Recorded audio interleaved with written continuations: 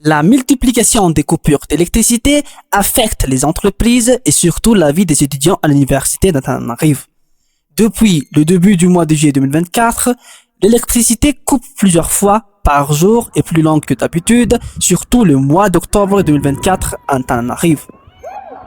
Que pensez-vous de ce sujet-là? Que pensez-vous de l'électricité actuellement à Madagascar? Bonjour. Je pense que l'électricité ici à Madagascar est insuffisante pour les peuples malgaches. Et c'est pour cela que ça cause beaucoup de ce problème-là. En fait, selon ma connaissance, ce problème-là est causé par le manque de production venant de la Djirama, car il y en a beaucoup de magouilles qui se circulent là-dedans. Comme par exemple la centrale thermique d'Henri Fraise à Mbouimanamboul. Il doit produire 100 mégawatts par exemple. Et le production là-bas n'atteint pas ce seuil de production que la Djirama doit fixer. Mais la Djirama doit payer en totalité le prix de 100 mégawatts, même si l'Henri Fraise produit 20 mégawatts d'électricité mensuellement.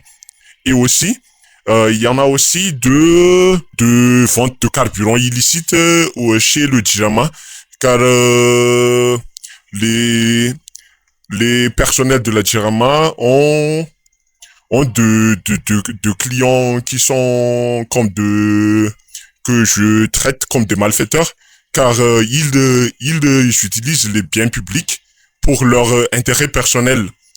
Et aussi, la Djirama est une société qui fait de vente à perte. Je vais dire, elles achètent par exemple, milliards de kilowattheures chez des autres sociétés comme Tosi Green et tout ça.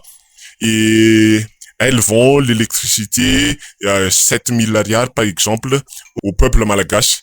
Et ça cause aussi de manque d'argent chez cette société. Ok. En étant étudiant, qu'est-ce que ça affecte le problème d'électricité chez vous? En fait, ça apporte beaucoup de problèmes chez les étudiants, comme par exemple, on peut pas utiliser les appareils électroménagers quotidiennement, comme les résistances et des autres appareils pour nos usages journaliers, pour subvenir à notre vie quotidienne. Et aussi l'utilisation de l'ordinateur portable. Le coupure, ça détruit les ordinateurs portables des étudiants, car ça coupe fréquemment ici. Et le coupure de l'électricité cause aussi l'utilisation de charbon de bois, le réchaud à gaz et les réchauds à pétrole. Et on sait tous que l'utilisation de charbon de bois dans les cités universitaires sont interdites, car ça cause beaucoup d'incendies dans des cités universitaires.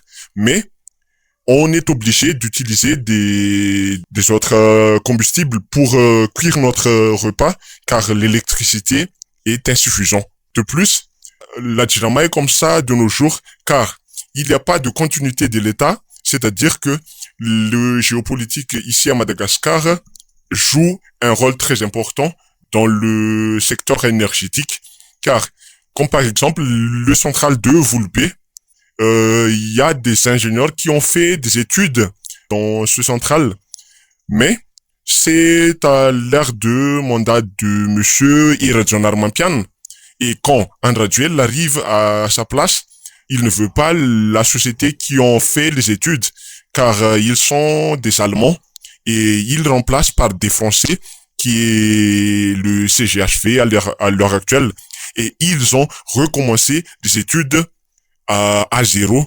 Mais pensez un peu, si les Allemands ont continué leurs études d'ici présent, ils ont déjà fait 4 ans d'études ici à Madagascar pour ce central. retard dans l'acheminement du carburant, vétusté des infrastructures, sécheresse, des cours d'eau, etc. La DIRAMA, la compagnie nationale de distribution d'électricité, multiplie les justifications sans parvenir à régler la situation. Alors, pour y faire face, les petites et grandes entreprises et surtout les étudiants de l'université de Tananarive s'adaptent selon leurs moyens.